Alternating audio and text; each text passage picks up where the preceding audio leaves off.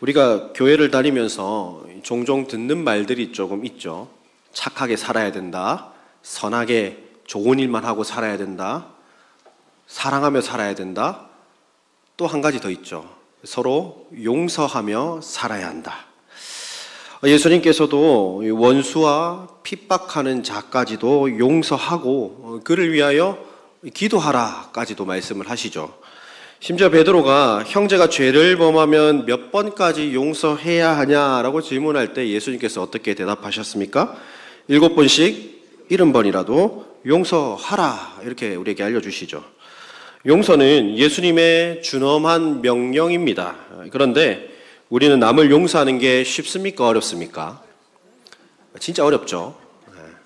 원수가 되면 어떻습니까? 얼굴 보기도 싫죠. 이게 우리의 상태입니다. 오늘날 사회를 두고 분노사회라고 하죠. 운전할 때 보면 정말 분노사회가 맞죠. 운전을 하면 저렇게 순하게 생긴 사람이 욕을 하고 저렇게 순하게 생긴 사람이 보복 운전을 합니다. 제 이야기는 아닙니다. 저는 준법 정신이 강하기 때문에 그렇게 하지 않아요. 또 사회를 보면 어떻습니까? 묻지마 살인, 묻지마 폭행, 엄청나죠? 엄청나게 증가하고 있습니다. 그런데 왜 우리가 쉽게 분노하고 용서하는 것은 겁나게 어려울까요? 나한테 무익하기 때문입니다. 그러나 그 생각 속에는 개인주의적인 욕심과 욕망의 분노가 자리 잡고 있습니다. 그러다 보니까 나는 용서받고 싶어 하면서 남을 용서하는 것은 굉장히 인색한 사회를 살아가고 있습니다. 문제는 우리가 이것을 생각하지도 않고 있고 느끼지도 못하고 있다라는 것에 있습니다. 내가 용서하기보다 화를 내고 분노하는 게 당신을 위해서입니다. 우리의 공동체를 위해서입니다. 라고 생각해버리기 쉽습니다. 그런데 그 분노와 생각을 하나하나 벗겨보면 결국에는 무엇이 남게 됩니까? 내가 남습니다. 나 자신밖에 남지 않습니다. 결국 우리가 용서를 하지 못하는 것은 그 사람이 너무 악해서라기보다 내 속에 남아있는 내 자아가 너무 강하고 나라는 존재가 너무 강해서 내가 용서받았다라는 사실조차 잊고 살아가기 때문입니다. 하지만 우리가 고백하는 이 복음에 따르면 우리는 모두 죄의 용서함을 받은 자들입니다. 삶 속에서 복음과의 괴리가 엄청나게 생기죠. 이러한 괴리 속에서도 여전히 우리의 신분은 용서받은 자들입니다. 그렇기 때문에 삶 속에서 달라도 뭔가는 달라야 합니다. 저는 오늘 빌레몬서의 말씀을 통해서 복음이 가지고 온 은혜인 용서 그리고 변화의 이야기를 나누고자 합니다. 사도 바울의 짧은 메시지를 통해서 우리가 어떻게 하면 용서할 수 있는지 또 우리의 삶은 어떻게 변화되어야 하는지에 대해서 잠시 은혜를 나누고자 합니다. 첫째는 복음이 가지고 온 은혜인 우리의 죄 용서함으로 말미암아 우리도 남을 용서해야 할 수 있습니다. 자, 오늘 본문은 빌레몬서입니다. 이 빌레몬서는 빌레몬이라고 하는 성도에게 보낸 사도 바울의 옥중서신입니다. 아마도 빌레몬은 골로새 교회에서 꽤나 힘이 있는 유력한 자로 보입니다. 빌레몬에게 오네시모라고 하는 한 종이 있었습니다. 정확하게 오네시모가 어떤 잘못을 저질러서 로마에서 가택연금 중인 사도 바울에게 도움을 청했는지는 알 수가 없습니다. 하지만 전통적으로는 노예 신분인 오네시모가 주인 빌레몬의 물건을 훔쳐서 도망간 것으로 알려져 있습니다. 당시 사회에서는 이 노예라고 하는 것이 사유재산이었습니다. 당시 로마 사회에서 노예가 주인을 배반한다거나 주인의 것을 탐내고 훔치는 경우에는 사형에 해당하는 굉장히 중대한 범죄로 취급받았습니다. 이러한 상황에 놓여있는 빌레몬에게 사도 바울은 오네시모를 어떻게 대하라고 말씀하고 있습니까? 16절 말씀 한번 보십시오. 이후로는 종과 같이 대하지 아니하고 종 이상으로 곧 사랑받는 형제로 둘지라. 노예가 아니라 사랑받는 형제로 지내라 권면합니다. 당시 문화에서 노예를 형제로 받아들여 달라라는 것은 굉장히 어쩌면 혁명적인 이야기입니다. 불가능해 보이지만 오네시모를 용서하고 또 변화시킬 수 있는 것은 복음이기 때문에 가능한 일입니다. 저와 여러분도 마찬가지입니다. 아담 이후로 모든 인류는 하나님과 원수된 자들이었습니다. 결코 하나님 앞에 나아갈 수가 없는 종들이었습니다. 에베소서에 기록한 바울의 말씀을 빌리자면 우리는 본질상 진노의 자녀로서 종이지만 주인이신 하나님을 배반하고 내 마음대로 살아가려고 하던 자들이었습니다. 그런데 하나님은 우리를 어떻게 하셨습니까? 용서하셨습니다. 종에서 사랑받는 자녀로, 사랑받는 형제 자매로 우리를 변화시켰습니다. 우리는 용서받고 죄로 막혀 하나님께 나아갈 수 없었던, 그래서 막혀 있었던 그 담을 우리 구주 예수께서 허물어 주셨고 우리를 새 사람으로 만들어 주셨죠. 어떻게 이것이 가능합니까? 복음의 핵심인 예수 그리스도의 십자가입니다. 십자가로 원수된 것을 소멸하셨고 막힌 담을 허무셨고 원수된 우리와 하나님과의 관계를 화목해 하셨습니다. 복음은 우리에게 용서의 은혜를 선포하고 있습니다. 그렇다면 복음으로 용서의 은혜를 받은 저와 여러분은 어떻게 살아야 하겠습니까? 우리 본문 8절부터 10절까지 말씀 우리 같이 한번 읽겠습니다. 8절부터 10절까지 말씀 같이 읽습니다. 시작. 이러므로 내가 그리스도 안에서 아주 담대하게 내게 마땅한 일로 명할 수도 있으나 도리어 사랑으로서 간구하노라. 나이가 많은 나 바울은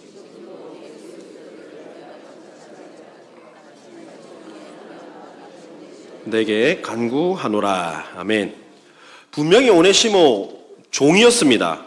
그런데 지금 바울의 표현에 노예나 종과 관련된 단어가 있습니까? 기록되어 있지 않습니다. 오네시모를 향해 갇힌 중에 낳은 아들이라는 표현을 사용합니다.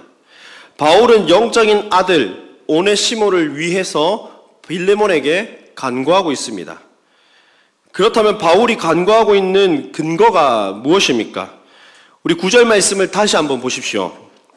좀 더 이 9절 말씀을 원문에 맞게 해석하면 사랑에 근거하여 사랑 때문에 간구하고 있습니다.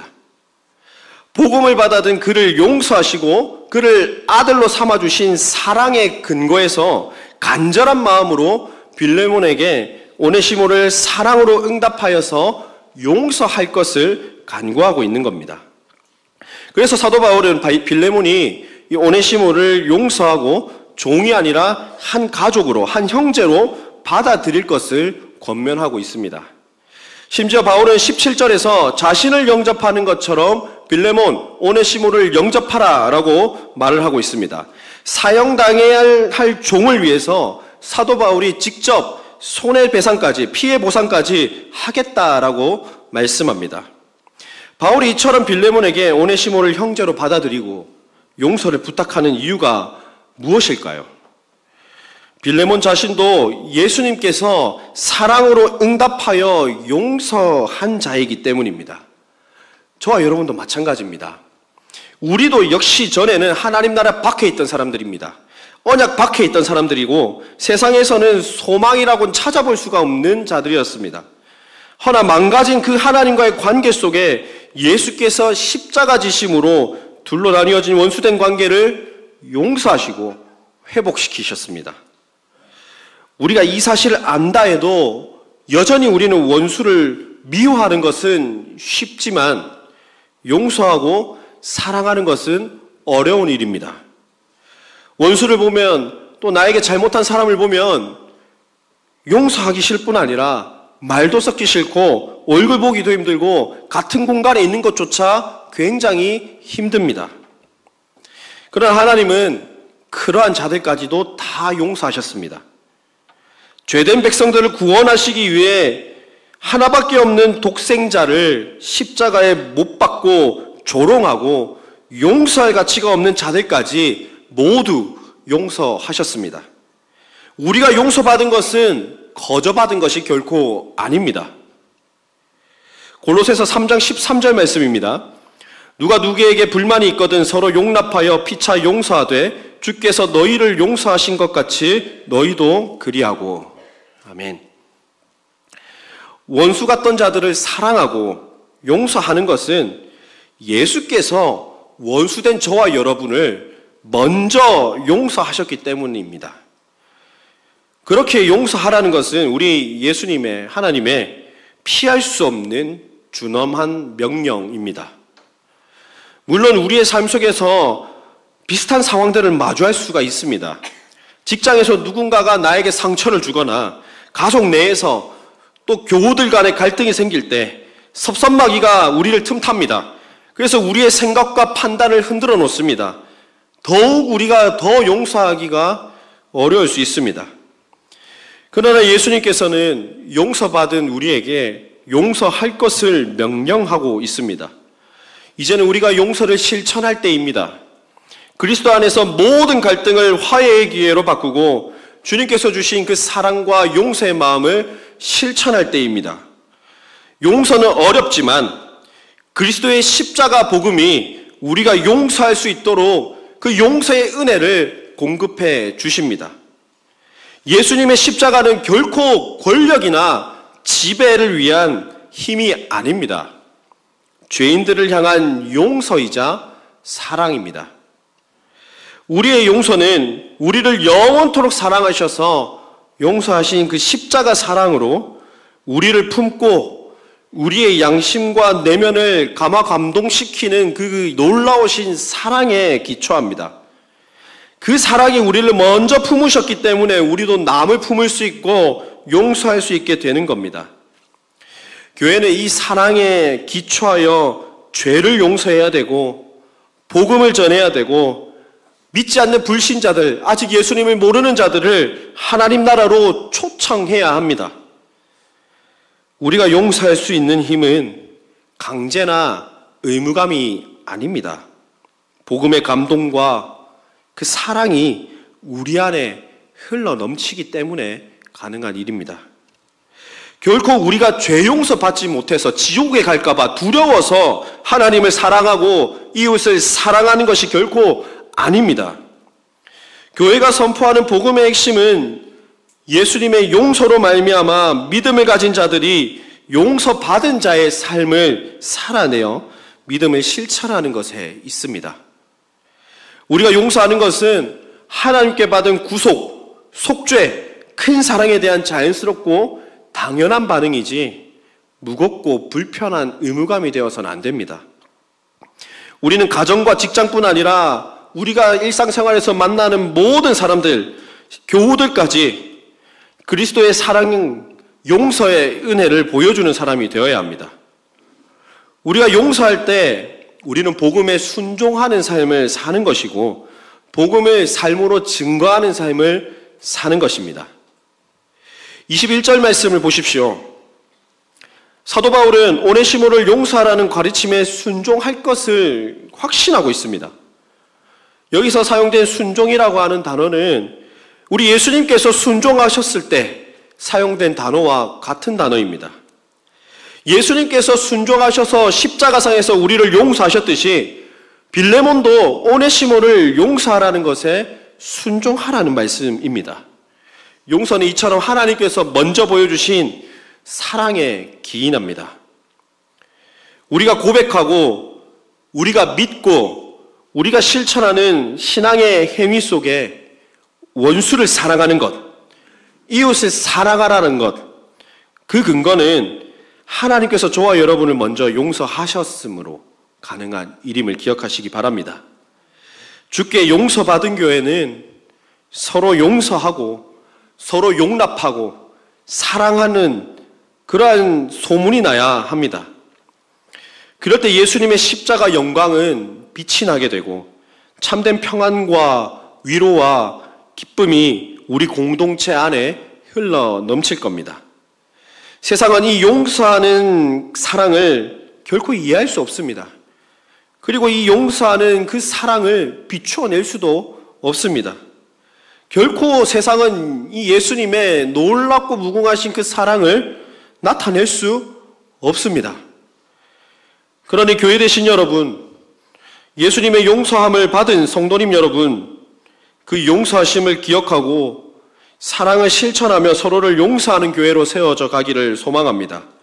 세상은 결코 줄 수 없는 은혜로운 사랑, 무조건적인 사랑을 나누는 천국 공동체를 우리 교회가 이 땅 가운데서 이루어 가기를 바랍니다. 이것은 우리가 용서하며 사랑을 실천할 때 우리는 복음을 살아내고 예수 그리스도를 증거하는 교회가 될 것입니다. 용서의 복음을 살아내어 세상에서 정말 빛을 비추며 그리스도의 사랑을 흘려보내시는 저와 여러분 되시기를 바랍니다. 둘째로 복음의 은혜인 죄 용서함으로 말미암아 우리의 삶의 변화를 가져온다라는 것입니다. 우리 10절과 11절 말씀을 다시 한번 보실까요? 이렇게 기록을 하고 있습니다. 가치인 중에서 낳은 아들 오네시모를 위하여 내게 간구하노라. 그가 전에는 내게 무익하였으나 이제는 나와 내게 유익함으로.